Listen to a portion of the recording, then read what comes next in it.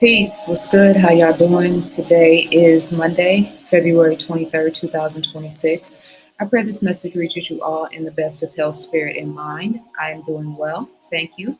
I hope my audio is clear and my frequency music is complementing my voice because I feel like I got the sound right in terms of the tone because I do want you to hear it and I do want that to be a part of the experience of my videos. But then also, I don't want it to drown me out. Yeah, welcome to, I was about to say the ZaZaAli show, but soon come. But no, what's interesting, I'm dressed to work out and I've been dressed to work out since this morning. It's 2 o'clock now and I'm still going to work out. That's why I still have my headband on and my sweatshirt on because no matter what happens today, I'm going to get a workout in, right? But I feel very compelled right now to film content and to talk about specific things. And when I get that itch, if you will, because it's kind of rare for me because of my love hate relationship with social media. It's rare that I really just feel like turning on the camera and just like getting into it. I want to do it in my mind, right? I always have stuff I want to talk about, but just the logistics and the stress and anxiety that sometimes comes with dealing with this space, keeps me from putting up a lot of content. But there are several things that I want to talk about. And when I'm like jotting down notes feverishly about something, and it's just like, all my thoughts are about it, I want to sit down and talk about it. And so this is one of those topics, Black America, the beloved. And this is honestly a topic that I can probably cover continuously, like a part one, part two, part three, part four, part five. One of the ways that I'm, contributing to this conversation in the bigger scheme of things is I've already decided my next textbook is going to be Black Legacy, 100 Years of History in Black America. And that's not the exact subtitle, but yeah, I've like nailed down the subjects and that I want to talk about, and the Black Panther Party in Oakland being one of those things. And that's another reason why I feel compelled to have this conversation, which I've been having consistently in my topic and videos. I've been like feeling some type of way because of all of the negative projection towards America in one sense, but then the negative projection towards my people, Black people in America. And if you're one of those people who cringes every time I use the word Black because you think that Black is a color and that we need to be focused on dot, dot, dot, right? Relax. If I use the terminology that you think is most appropriate, then the majority of the audience is going to be in disagreement because they don't agree with those choice of words. And if I agree with any other particular language that, if I said we were Africans or descendants of Africans or, et cetera, right? Like everybody's going to have an issue. So Black is the one word title that sends us all in a particular mindset, and it's not African or African American. If I say Tupac Shakur, we know that is a Black man in America. Now we could talk about lineage and legacy and all of the things, but this is not a history lesson on etymology and names. We are trying to raise the bar on the conversation and consciousness as it pertains to my people, Black people in America, who are a amalgamation of people who came from Africa and who settled, through slavery and through means of slavery, but who settled here and created a life here and expanded here and died here in blood, sweat, and tears and all of the things. But then it's also a collection of us who were already here, who are indigenous to this land, who, there have our concept of the Native Americans and then the original dark-skinned Native Americans, and then another representation of those Native people that are particular to Black people in America in phenotype and facial features and hair, etc., all of the things. So I'm also going to cover that in my next textbook, Black Legacy, because as I did with ancient people, I have to, like I said, if I talk about the Black Panther Party, I have to talk about Oakland and the backdrop, right? If I talk about Pharaoh Hatshepsut, I have to talk about the 18th dynasty and then the backdrop of her lineage and the queens that came before her that paved the way for her. I talked about the ancient Hawaii, the monarchies of Hawaii, but then I had to go back and talk about ancient Polynesia. So that's kind of like my process and my strategy in all of my work. But in the next textbook, I'm going to get into like the original indigenous people of the Americas, and I don't want to fight about it. I'm at the point now where I don't really care what your perspective or vantage point. I'm trying to radiate and emulate love and attract people that can agree to disagree if there is a point of disagreement in logistics and in science or these basic things. But in the bigger scheme of things, this is a vibration and energy and frequency war, or I didn't mean to say war, um, um, game. War would be relative too, but so you know we need to maximize the way that we're looking at these things. Instead, we're minimizing, going at the very surface level about a lot of this stuff. And so that's what this conversation is going to be about today. I am frustrated with a lot of the negative projection that people from around the world globally, and even some people in America, are like constantly pointing the finger at Americans and making us responsible for everything. And I get the government focus of America, but you need to be able to separate the two, first of all. And then secondly, your concept of what Americans actually are, or what we do on a day-to-day basis, or how we live, or how we think, is mostly wrong.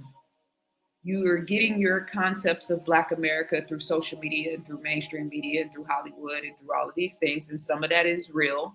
And then you're getting, your concept of American culture in that same way. And so my point here today is to paint a broader picture and have a bigger conversation of Black people in America, and to kind of like energetically bust back, pause. That might sound flagrant to some of you guys, but it's really said in love, because it's Black History Month now. I'm obviously growing up in Oakland and growing up in the shadow of the Black Panther Party, but then the Nation of Islam had a very strong representation in Oakland. But then there was all this history and culture and legacy and beauty and all of the things, and I was just like wrapped in it. And so doing that through my work in my textbook, and then the conversation we're going to have today, which was inspired by several things. First thing, I don't want to be like I don't want to be put in any organization. You guys always say it in the comments, it's this, it's that. No, I'm not. First and foremost for me is God. So that's why I keep saying we're beyond the race-based construct, because I can't just be connected to people just because we have the same skin tone, or we represent the same, like the stakes are higher now. And so there's a new code of conduct and morality and self-awareness and responsibility and like intellectualism and excellence and intention that the people of God have to be operating with in this time. So race is not just enough for me. Land and geography and the logistics of lineage is not just enough for me. It's deeper than that. And so I don't want to be. I'm saying this to make sure I'm emphasizing. Somebody may say, "Oh, that sounds hypocritical." In one breath, you say we're out of the race-based consciousness, and then in another breath, you say, you're talking about Black people in America and how special and significant you are. And yeah, that's a fact. This is alchemy on a higher level when we talk about the spiritual vantage point of it. But the same thing when we say to whom much is given, much is expected, right? And the spiritual connotation of that, that's why our people, in my perspective here, have been allowed to be put through so much trauma and dysfunction and danger and all of the things, right? And then still have the rest of the world projecting and watching and copying and focusing on and emphasizing and studying and writing about and contextualizing and pontificating. And I mean, think about how many videos Black people in America, for instance, sit around and do and talk about what's happening in like England, or like Amsterdam, or like North Korea, or like Italy, right? No, those people over there, we don't do that. But there is a lot of energy that is projected on us from around the world, but there's also a lot of love. And I'm seeing a lot of, that was another one of the videos that really kind of made me want to do this. I'm going to show it in just a second. Actually, I'll show that video first. And just a reminder before I get into this, I referenced yesterday in the video that I posted, and I'm challenging myself, you guys, again, to put up more content because I need to get back in membership mode. And so this is a personal challenge that I'm doing for myself and getting the algorithm spinning and turning in my direction. I have a $75 consultation special. It's 50% off my normal rate. And once you sign up, you can put in the subject your email address, or you can email me info@zazaali.com, your confirmation, and I'll send you the link to my calendar. That is a $75 consultation for a 1 hour consultation by phone or by video. That is only for the remainder of today, which is the 23rd, Monday, February 23rd. So at midnight, that expires. Also, Climbing the Ladder of Yourself 120-day program. Our first official meeting is Sunday, March 8th, 2026. I'll put the information in the description for that as well. And then last but not least, as you can see on the screen here in my background, Ancient People, Social Studies and History textbook. This is number 7 for me.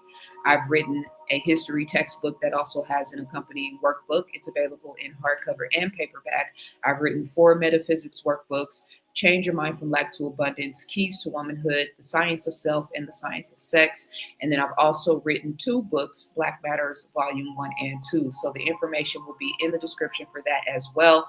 My Cash App is in the description as well, because I accept all love and all reciprocity. Super chats are welcome, super stickers, all the things. Show your girl some love. And again, my intention is to raise the bar on the conversation right now when it comes to the race dichotomy, because we can talk about Black people in America and the concept of racism and still recognize, like, yeah, that's a level of the game that I have excelled beyond. I passed that test, or I excelled beyond that particular lesson. And that doesn't mean, because I can hear somebody saying right now, well, you saying that until you go out and deal with a racist cop or whatever. Like, yeah, those realities are a part of the, especially living in California. Like, there's a certain dichotomy here.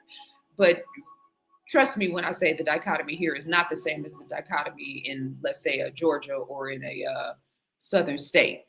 The frequency and energy in the Bible Belt in terms of how white people and Black people engage is very different. But that's not even the point I wanted to make. The point is, I want to celebrate and honor my people and honor my culture. I also want to raise the bar on the conversation. I also want to, like, put some historical context into it, all the things. So that's what the reason for this long expose of an opening. And with that being said, let me just show one of these videos that inspired me to want to have this conversation. Yeah, about Black people in America, the beloved, the globally beloved.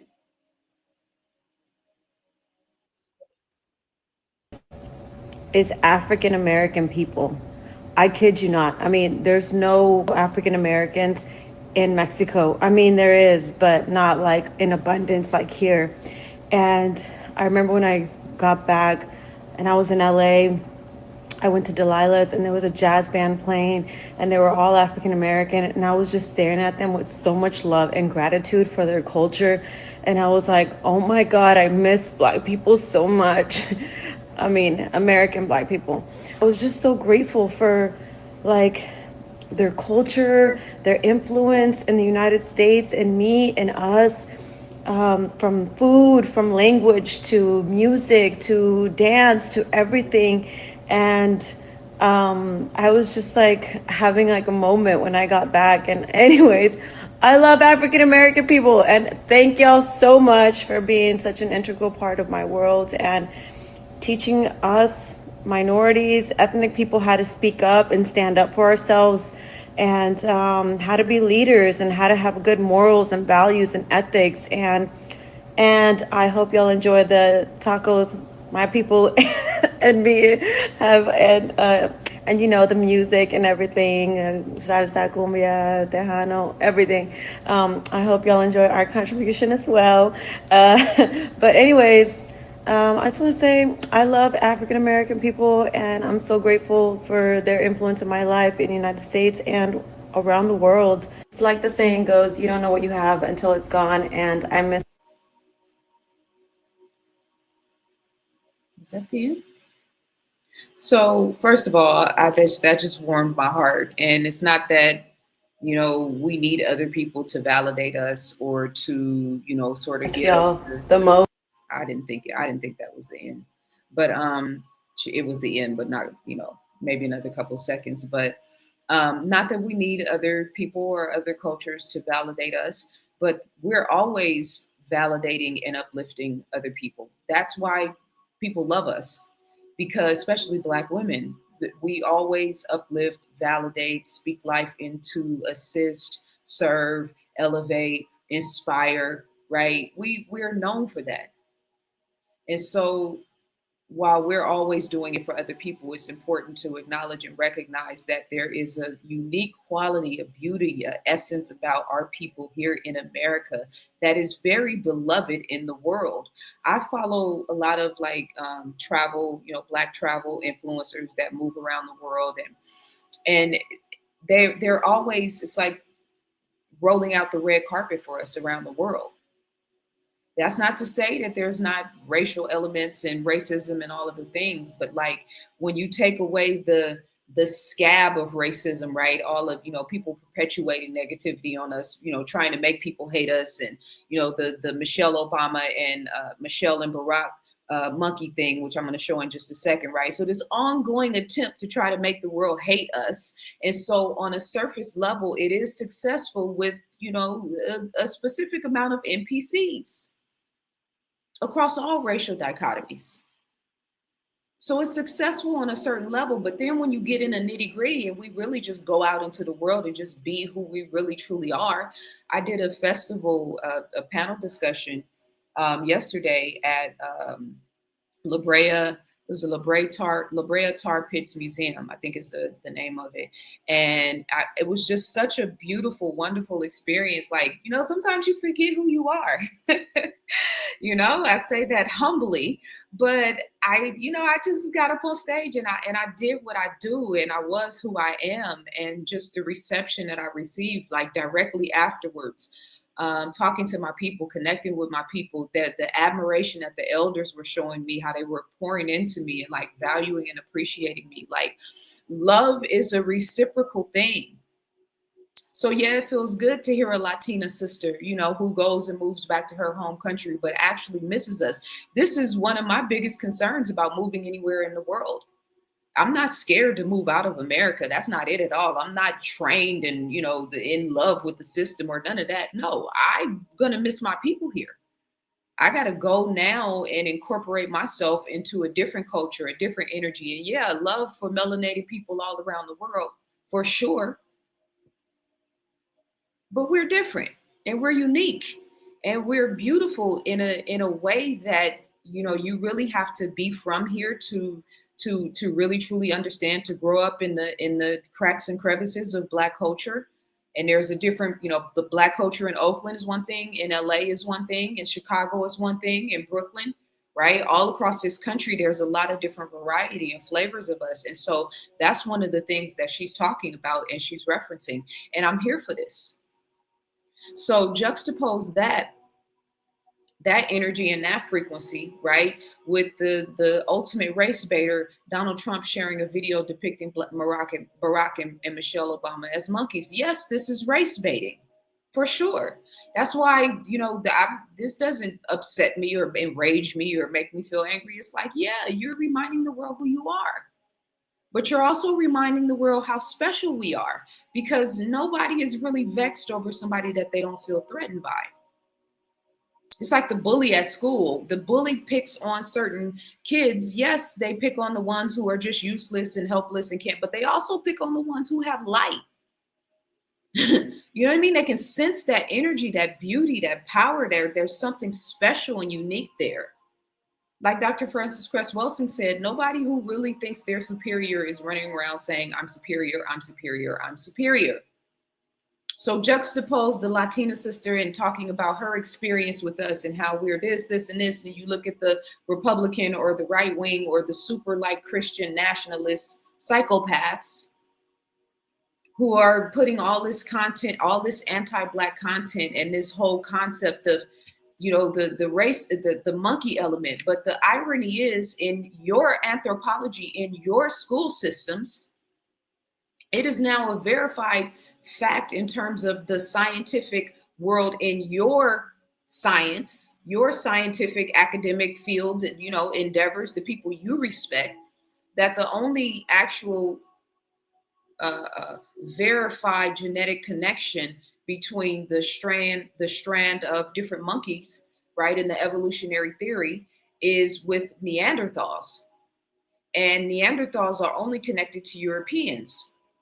And so the concept of what you call evolution or natural selection, or you evolved from monkeys and apes, the only real concrete evidence of that in terms of anthropology is a connection to Europeans. Now people will say Lucy, they found her bones in Africa, but that's the Homo sapiens and et cetera, et cetera. But even that theory is questionable. And trust me, I was in college making a strong position against it. I'm not going to get into that heavy here because that's not what we're here for. But, in the right time and place, I can make a very strong argument for that as well. And then another thing to add a little bit more context and in-depth analysis about this Black people in America, and the world either hates us or loves us so. Right? Henrietta Lacks,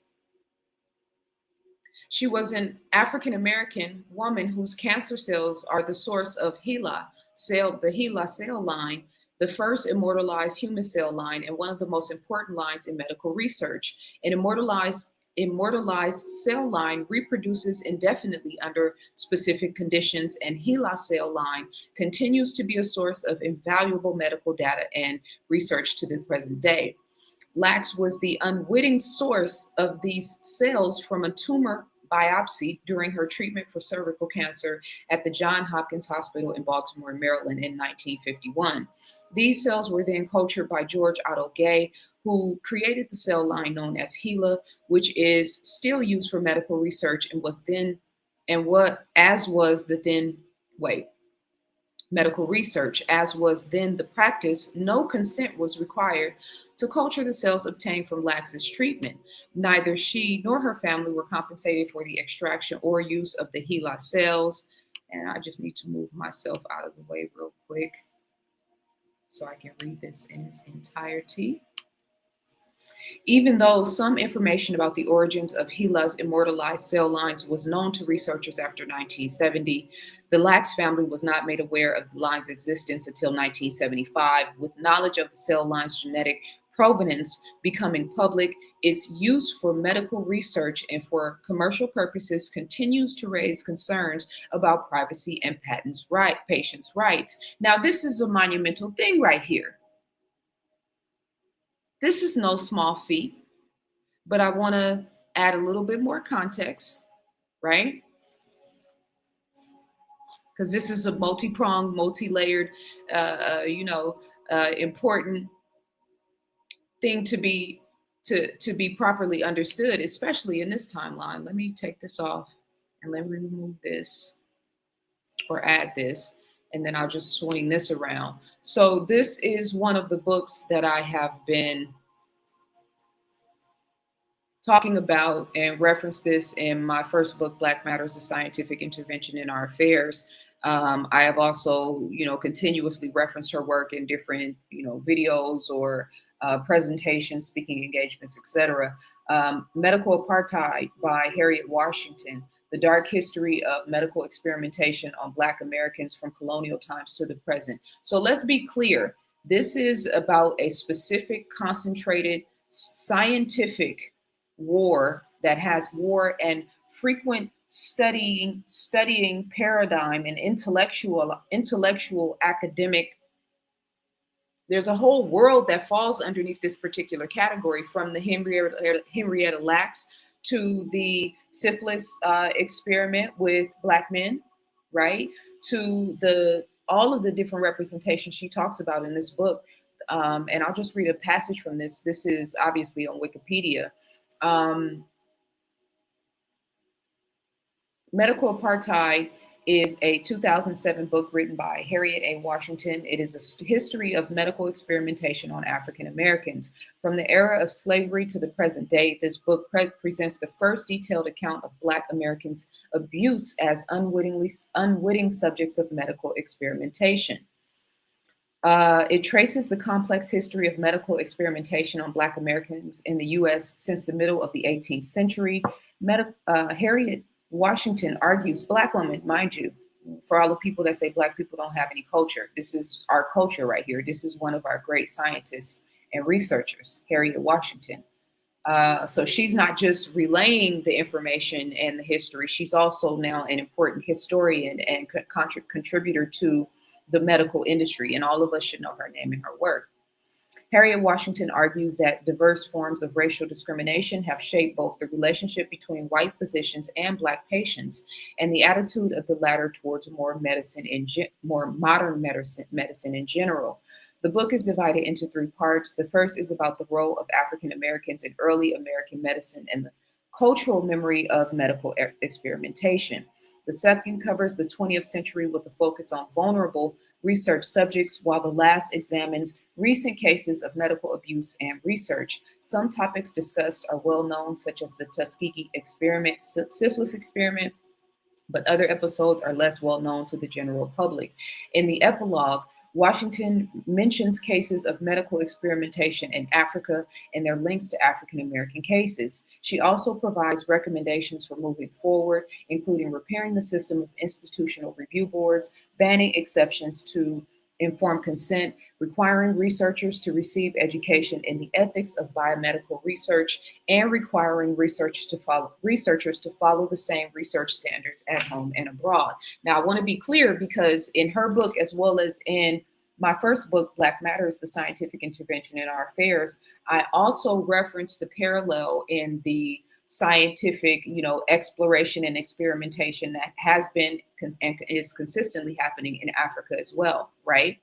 I'm going to show a video in just a second. You guys have probably seen this video floating around at some point of this dude talking about the value and the benefit of Black women's uterus and reproductive organs, right? And so I want to say this before I forget because I'm emphasizing the work of Harriet Washington. I'm emphasizing the cellular value and benefit to the medical industry of Henrietta Lacks, who was a Black woman, particularly in America.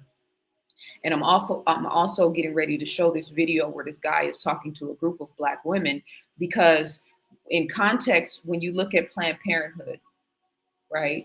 And this is another thing that I talked about in my first book, The Scientific Intervention in Our Affairs, Planned Parenthood, and how they were using fetuses and the research on fetuses and a lot of the tissues that they were taking from our people in particular, using it and studying it and researching it and coming up with the baseline for a lot of the either cures or pharmaceutical products or pills, right? Or different advantages in the medical field and in the scientific field that they weren't giving us credit for, right? Even in the book, Harriet Washington talks about how the women know, if you go to the gynecologist, that silver medical instrument that they use in order to do a pap smear, right? Ladies, y'all all know that particular instrument was created through this what is his name is right in here. James Marion Sims, here he's referenced down here, but James Marion Sims, if I remember correctly, it's been a few years since I read this book, but he was the one that created that particular utensil. It was either him or somebody else, but I think it was him. But he was studying slaves. He was doing surgical procedures on and research on slaves in the back. He would pay for this, buy the slaves, and then also insure them. So he experiments on this woman, uses her body up, kills her with all these different wicked, procedures with no anesthesia, no pain medicine, no nothing, and then discarded their bodies and then get paid for having an insurance claim. Right. So when you talk about the toll that this has had on the psychology, on the potential and the outcome of what we've produced as a people and as a culture today, yeah, it's all relative. And this is what a lot of people from around the world don't understand about our people and what we've actually been through. But that's okay, because that's why I feel proud and responsible to write a textbook and to tell the world the real story. So let me pull that video up now since I just referenced it.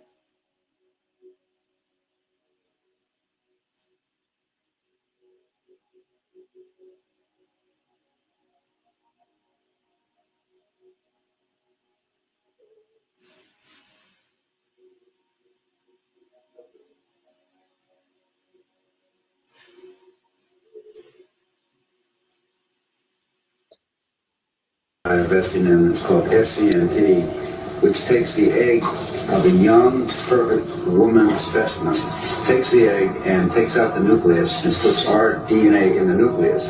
They just go ahead and take it out. Pay for it? Huh? The pay for Jesus. Yeah, and this is part of this genetic greatness that we don't see in any other race on the planet. These curvy, sexy black women from Africa. You girls have a kind of a monopoly on this genetic perfection, and we want some of that. So, girls, for $100, we will pay you for your egg. $100? You want it? So how much do you want for it? Let's bid. I bid $500 for the Olympic. Wherever I bid, he's going to outbid me. I bought about $60,000 of eggs. Yeah. If you have abortion, that's very valuable. Umbilical cord, placenta, even your period blood is so rich with stem cells. When you regard it as waste, then it actually should be. It should be captured as recycled, and it shouldn't go to waste. It's life for somebody, and it's life for mankind. The best eggs are 60 to 18 years old. Those are the best eggs. As you get older, your eggs get weaker and weaker. Yeah, that's what I was thinking. So you may not be our candidate. No, that's fine. I think that was my business anyway.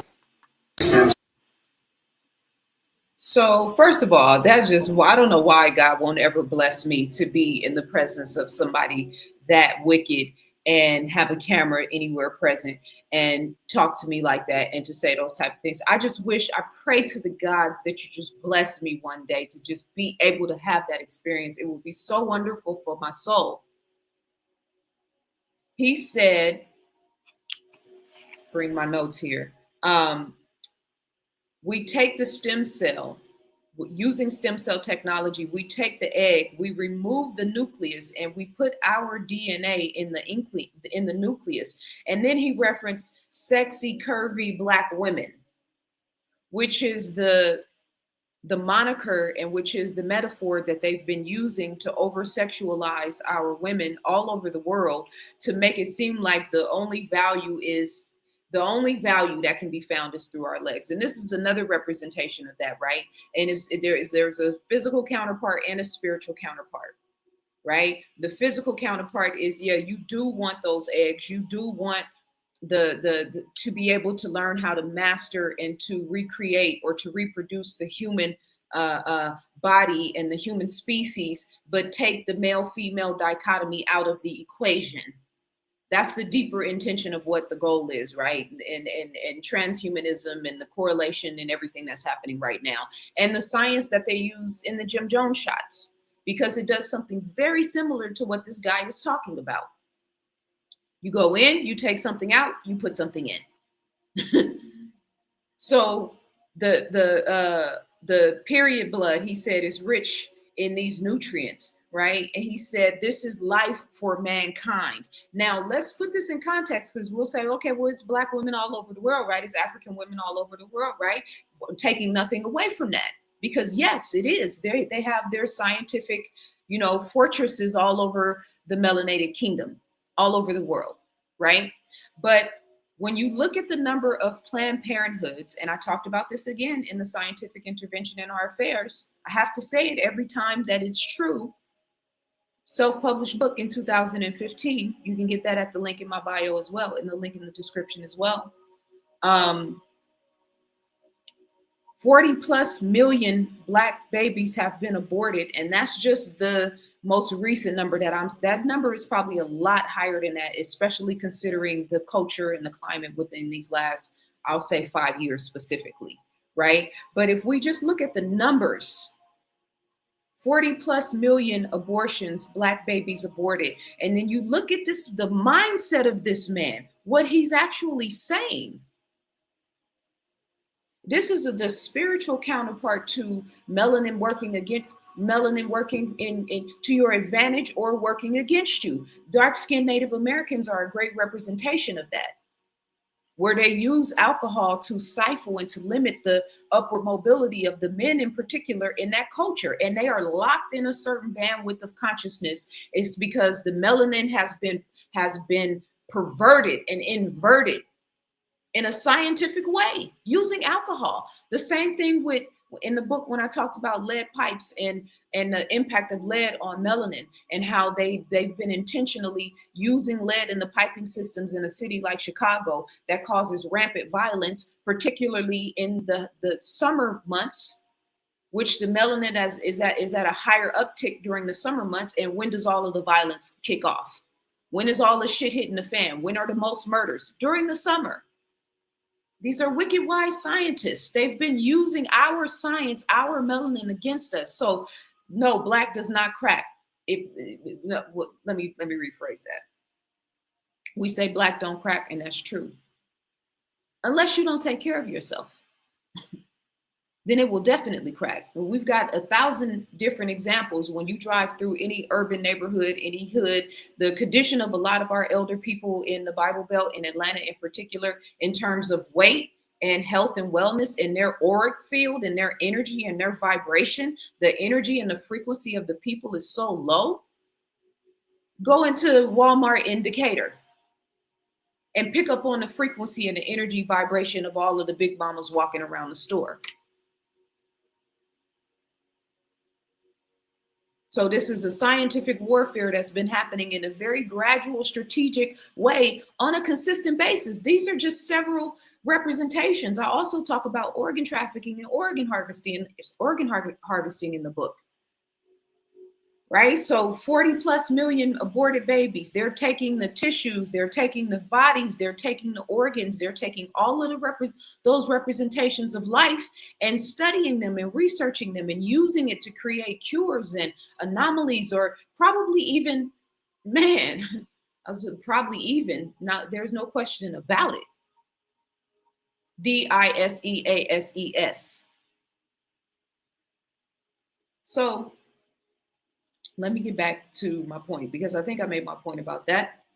This is also why it's important for us to have scientists. This is also why it's important to have books like this, at hand to study and research books like this. Medical Apartheid is not a book you read. It's like an encyclopedia level research book, right? This is why it's important to support people such as myself that care about these things, that actually have done the research, consistently doing the research to keep us informed.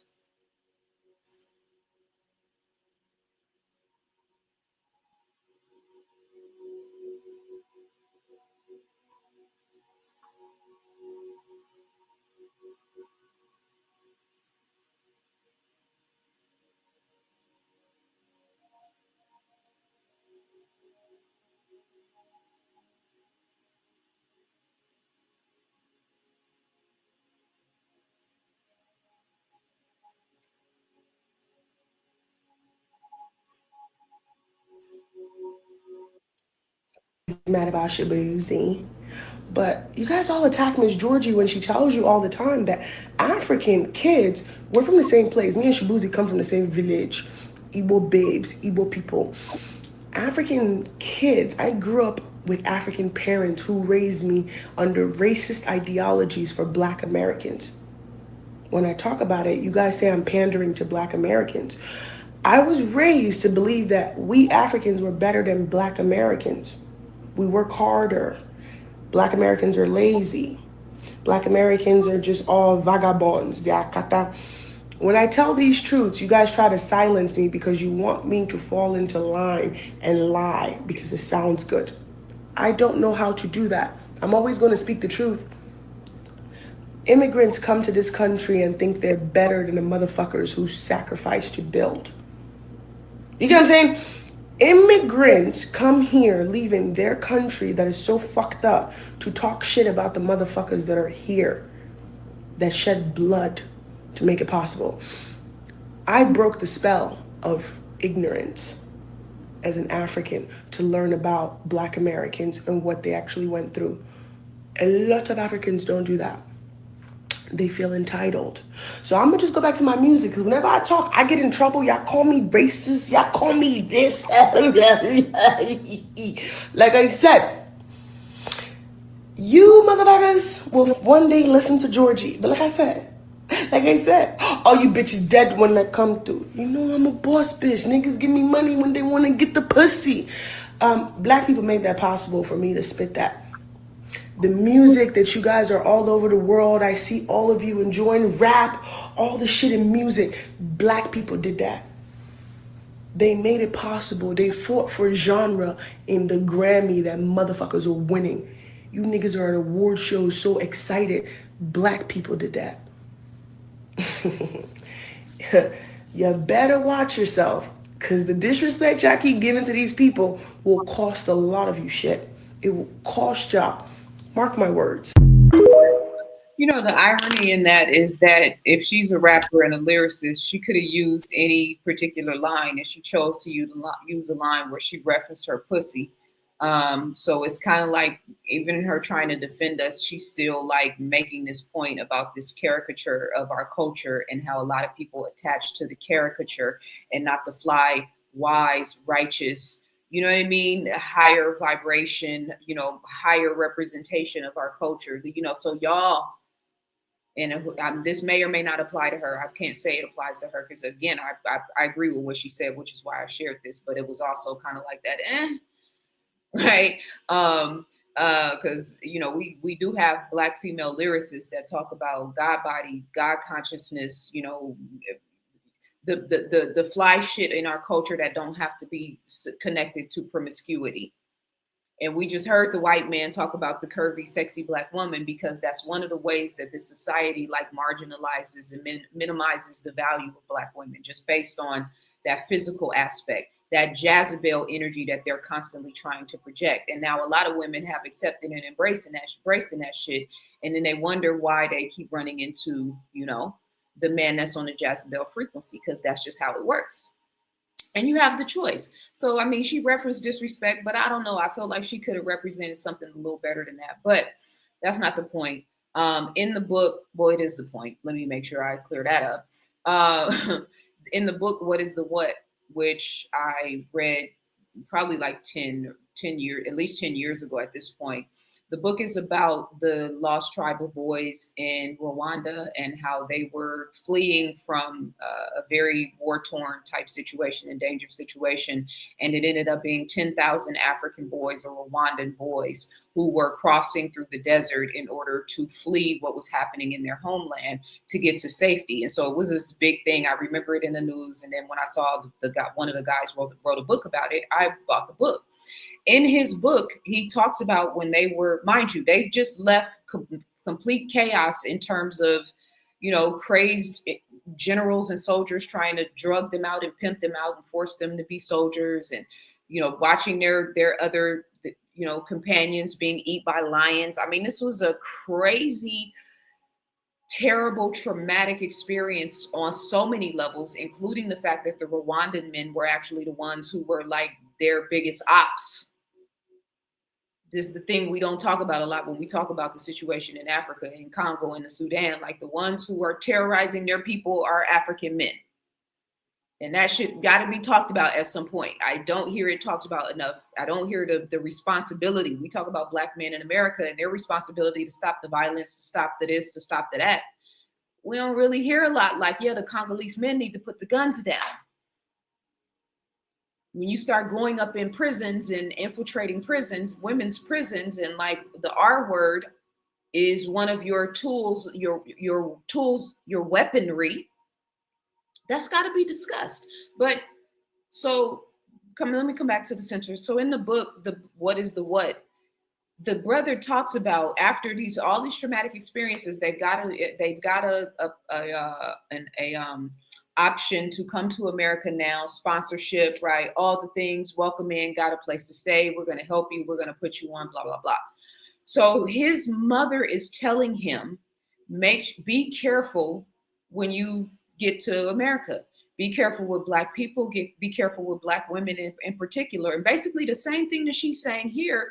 This woman is telling her son, who has just fled from Rwandan African men who were trying to drug her son and make him a child soldier. When you get to America, be careful of those black men. Be careful of those black women because they are right, ... all the things she said plus some. We're just giving some context here because, if we're going to talk about the cultural dichotomy and the Black America versus Africans in America versus African people who come to America versus Black people who migrate to different parts of Africa and all of the things, like, let's look at the bigger picture here. There's a lot more to this that's not really being said. And we should be able to have, constructive conversations like this without taking it personal.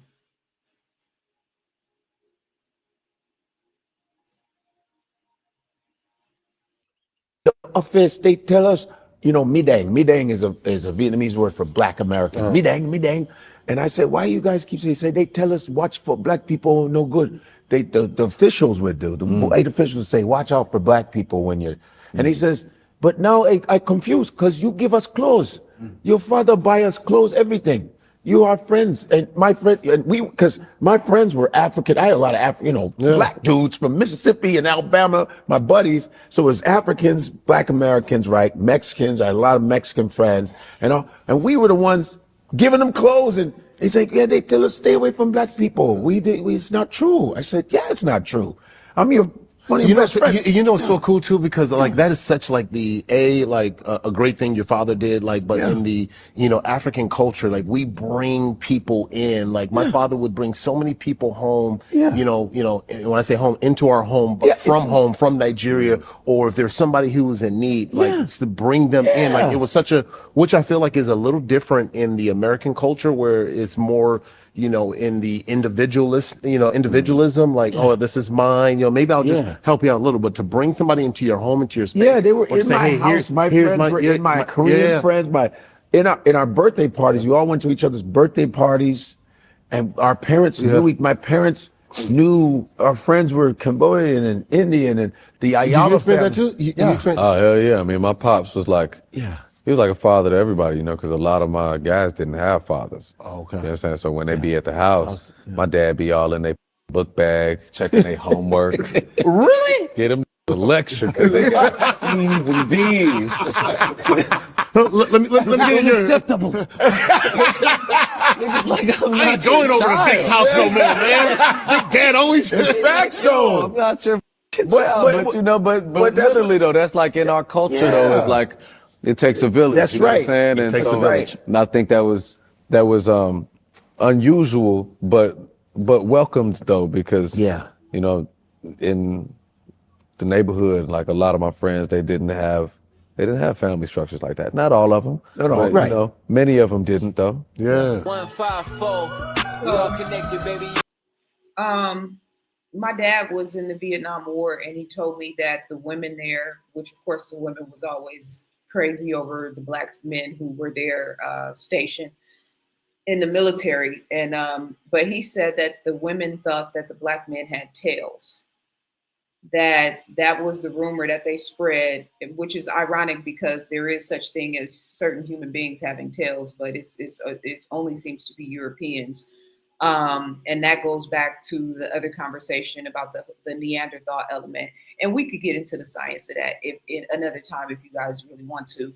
But my dad said when he was in Vietnam, they really thought that they had tails. And so watch out for black people, that whole sentiment. And this is the thing that baffles me. Because I see so much kindness and so much love. Yeah, I see the chaos and the nigga shit and the the hood element and the ghetto element and all of the things, but always in the middle of that, whether it's there or whether it's in, upper middle class Black neighborhoods. My people are always kind to me. I always see us being kind, right? And so before I get into that, because this is what I wrote down as he was saying that. And mind you, they didn't talk about Africans and the anti-Blackness. It would have been beautiful to see them address that, but they didn't talk about it. I didn't see the whole podcast, so I can't say for sure, but I haven't seen any clips of that. But think about the spiritual ramification of hundreds of years of that negative projection just from other cultures.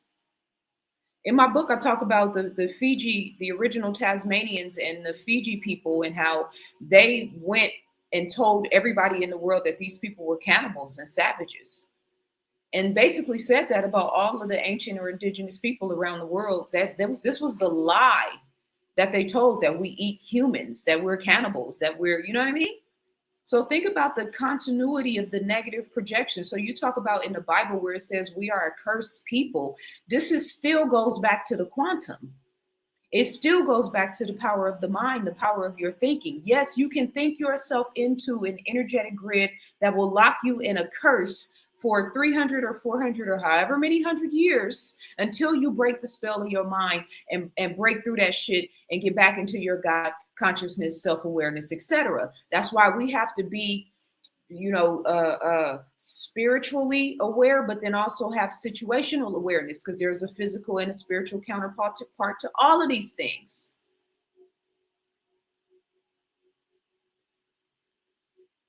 The anti-Black sentiment is everywhere. In Africa, I'm talking about anti-Black Americans, in Europe, in Asia, in South America, right? There is a plethora of validation that there is this ongoing thing in the world from all races, all nationalities that is directed towards us. When you understand alchemy, though, you understand why that's so powerful. You understand why that's a superpower for the 5% of the 5% of us in America.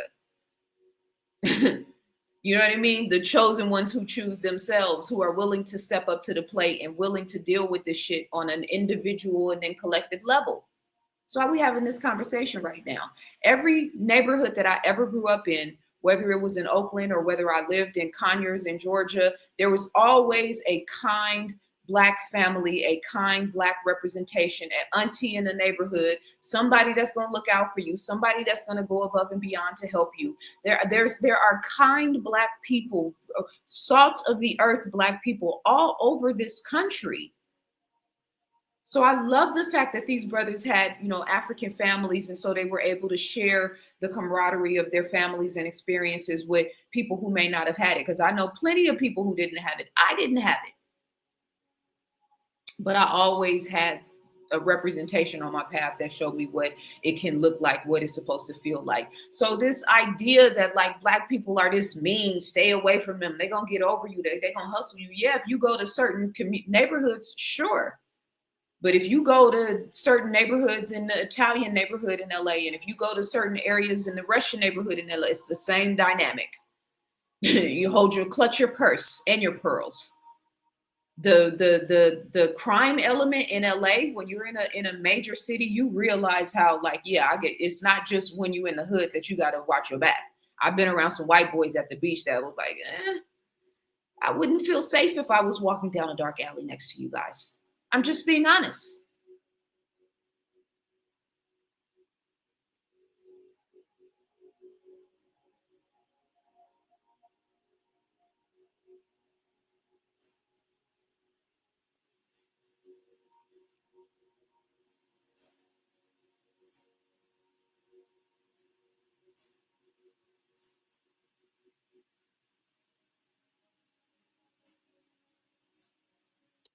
Thing, right? I had to really learn how to speak English. But the other thing is, I had to really learn how to act like an African American. Because culturally, it's so different. You guys know. Yeah. Just between Africa and the States, it's totally different. Sure. How people move around, how they relate to each other, their physical language. Yeah. And then think about me growing up in Germany. totally different. Yeah. What's the biggest difference? Everything. Yeah. How we carry ourselves and how we relate to somebody else, how you smile at somebody. Germans don't smile. Nothing to laugh at. So our sense of humor is totally different. We're cynical and sarcastic. That's who we are. Yeah. Black Americans are big and open and wide and loud and I had to learn how to be like that because I was German. Yeah. And African, the most stoic two cultures you can have in the world. What is this behavior? Yeah, exactly. All of these hands. Yeah. So that was really tough for me. Where'd you learn it from? Were you like watching? I was watching. I was mimicking. Okay, so you just be out out somewhere. You just be like watching. I was in the club all night, every night, doing research. So I had to. Yeah. How did you first process the head nod? Because think about it. You have all these foreign actors that are here. Yeah. They do interviews. You see them instantly. You know they're from somewhere else. Yes. Instantly. Yeah. Accent, the way they carry themselves, how they speak. Yeah. I couldn't afford to be that because ain't nobody casting me with a German accent. Right. Black face and German accent. Voice, yeah. What? Nobody gets that. Because all Germans that come to Hollywood usually they play the Russian and the Nazi and that's the roles But you couldn't be that we play. Yeah. I can't do that. You can't do it. Yeah. Right.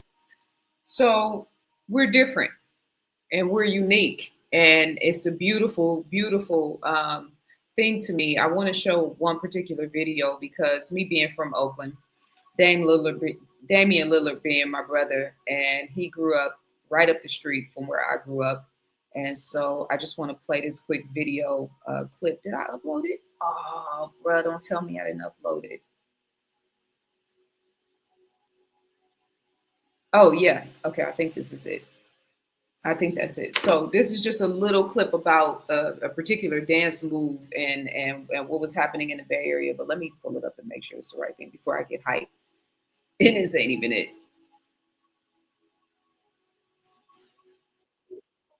East Oakland, which is off of 98th Avenue, close to the Oakland airport. Is it the same Brookfield that the turfing Brookfield? Same neighborhood, but the Brookfield is a turf dance that comes from that same neighborhood. But decades earlier, you have boogaloos in Brookfield. Ben James, who started boogalooing in East Oakland, this is where Ben was inundated in the dance. He took his boogaloo style to the Fillmore neighborhood of San Francisco. And when they would see him throwing his arms out, as you see many Oakland boogaloos do, they saw him swinging his arm. They liked that in the Fillmore neighborhood. And they innovated that and they called it the Fillmore after the neighborhood that they were in. The Fillmore was a legendary Black cultural district. So strutting was more than just a dance. It became their identity to be a strutter. It was something that you held dear. So when you take the solo dance of the Fillmore along with the routines, that's where you get the Fillmore strut. So that's the origin of strutting. From San Francisco, strutting begins to expand.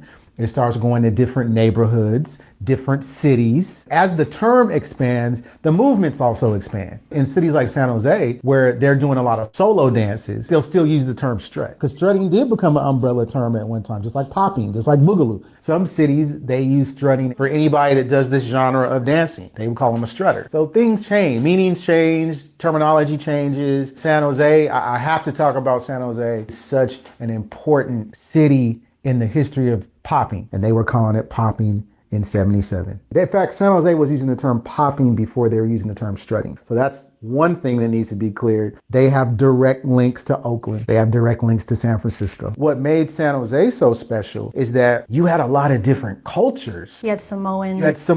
You had Filipinos, you had a Latino culture, you had Black culture, and everyone's putting their own flavor to it. And so San Jose becomes like this place where all the different Bay Area styles are coming together. San Jose becomes really advanced with the waves, with the ticking. Tuts, ticks, really early in the game. Like when we turn on Soul Train and you watch what the EVs are doing, at the same exact time, San Jose's waving and ticking and tutting, and it's like, whoa, they're not doing that on Soul Train. That style of where you're mixing everything, right? That is a San Jose innovated style. The documentary will address all of these things. That's why we do. So that's just one example. And when I say I could do this video, and maybe this would just be an ongoing series for me where I can just like highlight it. And they don't have to be an hour long videos, but I can just highlight like fly shit from Black culture. This being one of those, and the Brookfield dance in particular, which I grew up, doing, knowing, seeing, and now to see people all over the world doing it is just so dope. But that was Damian Lillard at the beginning of that video, the NBA player who plays for, I think he plays for Minnesota now. But yeah, shout out to Dame. So 1,000 different representations. Dance is just one of them. Harriet Washington talking about a scientist and a medical, a powerful mind in her own right, and historian in her own right, and doctor. And then, the list goes on and on. I think I'm making the point, but I just want to share a few more videos with you guys, and then I will let you beautiful people go. I hope you are enjoying this conversation. And if you are, feel free to drop some Cash App love. Feel free to drop some super chat love or a super sticker, because reciprocity is a beautiful thing. And more than anything, I'm an author. I'm a 7-time author. So more than anything, I want you guys to support my books, because that's where the real, sort of reciprocal, that's real reciprocity, right? You buy a book, I send it to you, you learn, you grow, we grow. It's all love. Let me see. Where do I want to end this with? Because I had a few videos, but I think I have like made my point. I had this clip of Khalid Muhammad. Yeah, let's go ahead and play this. It's relative.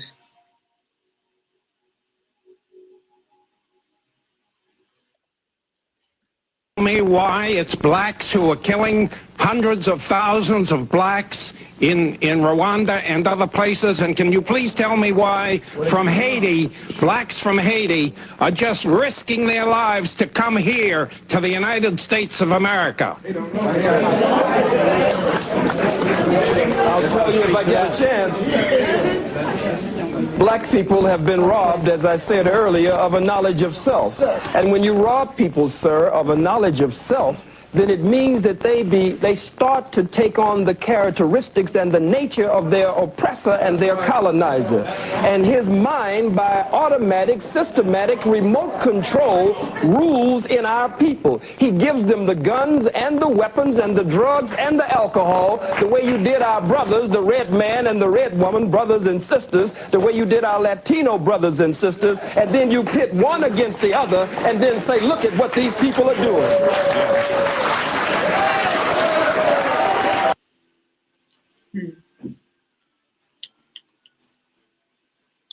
Sorry, I just got the landscapers outside, so the sound just threw me off for a second there. Khalid Muhammad is obviously one of my great teachers. Okay, see, yeah, that's what I thought. You know what it is? I know why that is. That the energy and the frequency of the blower, it's right outside my window, interfered with the frequency of the sound, because literally as soon as it came on, it caused that little buffer there. So that's just one of the ways you can, like, the bandwidth, the energy that, let's say, Wi-Fi runs on, Bluetooth runs on. You can't see it. It's not a physical thing, but it's a real thing. That's another conversation for another time. And actually, that is a great segue for me to close this conversation out with something a little bit more, we'll say, highbrow, when it comes to this topic. So let me pull this up real quick.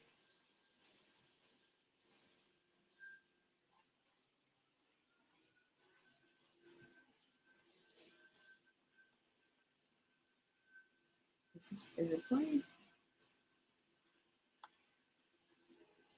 All right, so high voltage electricity reveals glowing fields around every object, living, non-living. Everything has a corona of light when captured this way. The patterns are mesmerizing. Each leaf creates its own unique electromagnetic signature, like fingerprints made of pure energy. Now, before I even say anything about this, there was a video and there was a picture. I'm wondering if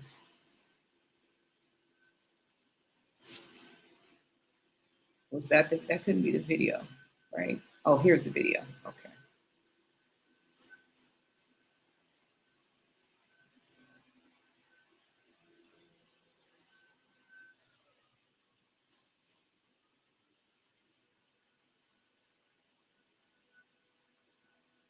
So there's no sound to this. Let me just start it over real quick. Kirlian photography of a seed before solar energized and after scalar, before scalar energized, after scalar energized. And so this is, I've shown the video in my presentations before about Kirlian photography and how they've been able to measure these same electromagnetic fields and auric fields around the human body as well. And so the more you feel, love, the more you feel connected to nature, the more you feel closeness or high vibrational energy, the brighter that the light around the human auric field, and then the more stress, the more strain, the weaker, right? And so this is also a spiritual representation of what I said about melanin being weaponized and can either work to your advantage and work against you. This is a various degree of that same science when it comes to the light body of a melanated man or a melanated woman, and human beings in particular, but particular when it comes to melanin. And so let me see, because this video seems to go pretty quickly. Okay, so this is in Kirlian photography. They cut the leaf off here. I don't know why. Let me see if I restart this. Okay, so you can see in the Kirlian photography here, this is a fingerprint. This is around the human body. This is also around the leaf, right? This is the doctor that they are crediting with starting this technology. I think my computer just hates me. Okay, so there you go. They cut the leaf, right? The energy doesn't disappear though. You can see that light body extension around the leaf, right? And so right now, physically, it's only being represented here, but the light body extend to the original auric field of the physical representation of the plant. And so this is, let me just let this play through.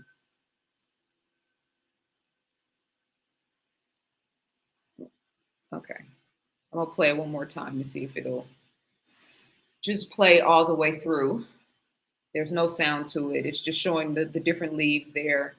And you can see the auric field again. They cut the leaf off. And you can see the light field still surrounding it, right? Even when it starts to die, when the plant starts to disintegrate, you can still see the light in the auric field around it as it gets older, right?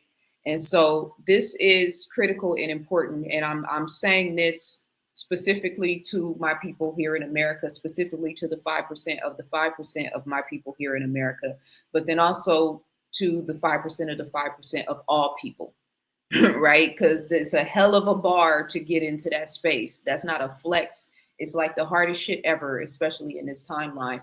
But those of us who are striving, those who can conceive, those who are intentional, right? Those who, that makes sense, it clicks, right? This is when we talk about being in this world and not of this world, when we talk about digital IDs and locking us down in a digital world, right? Not controlling our money, not being able to control the natural resources, not being able to move around our planet, right? Like all this stuff is so much. The cost of living, the debt, the scarcity-based consciousness, the wars and rumors of wars, the male-female wars, men hate women, women hate men, it's all a disaster. The baseline nature of the conversation that humanity is having right now in politics, education, all of the things, shit leaves a lot to be desired, right? But I need for us to understand that there is an alchemical process taking place, and the more we work on ourselves, the better we eat, the cleaner we eat, the more we fast, the more careful we're about what we pour our time, energy, and essence of our being into. The more we take care of ourselves, the more kind and considerate we are to ourselves, the stronger that electromagnetic field is. And for you as an individual, and then we come together as like-minded, like frequency and vibration beings and magnify that light. And that is the answer to the problems. Now, if that sounds too philosophical for you, if that's too spiritual for you, if you're like, yeah, but what if these crackers come to my door? If that's your vibration, then we can stop the conversation right here, because the science I'm talking about will alleviate any crackers from showing up at your door. So there's levels to this shit. If you don't even believe that that's true, if you can't even conceive that that's a reality, then guess what? It's not. We have force fields and energy and frequency and vibrational resonance and all this magical stuff that they just showed you on the screen just with a plant. Imagine the human representation of that. So, info@ZaZaAli.com is my email address. My website is in the description. The place to get my books is in the description. My Cash App is in the description. The link for Climbing the Ladder of Yourself 120-day program is in the description. You want to sign up for a one-on-one consultation for 50% off, $75, 2-day only, Monday, February 23rd. Cash App only. The information is in the description. Thank you for the super chats. Thank you for the donations. Thank you for the love. I appreciate you, and I will see you beautiful people very soon. Peace and love.